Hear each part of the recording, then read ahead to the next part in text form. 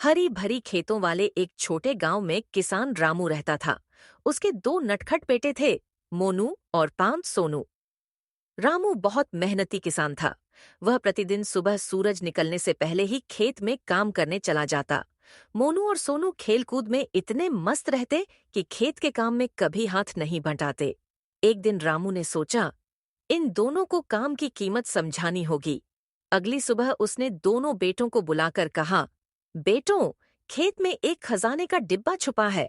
अगर तुम उसे ढूंढ लो तो वह पूरा तुम्हारा होगा। दोनों बच्चे उत्साह से उछल पड़े।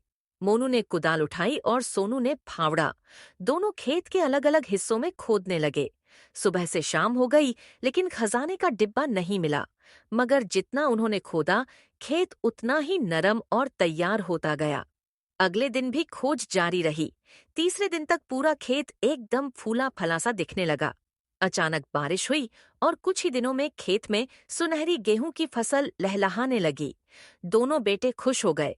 वाह, इतना सुंदर खेत हमने पहले कभी नहीं देखा। रामू मुस्कुराते हुए बोला, यही है असली खजाना।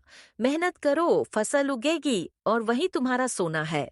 मोनू और सोनू को समझ आ गया कि असली खजाना खेत में नहीं, मेहनत में छुपा होता है। उस दिन से दोनों अपने पिता के साथ मिलकर खेत में काम करने लगे और रामू का खेत पूरे गांव में सबसे अच्छा माना जाने लगा।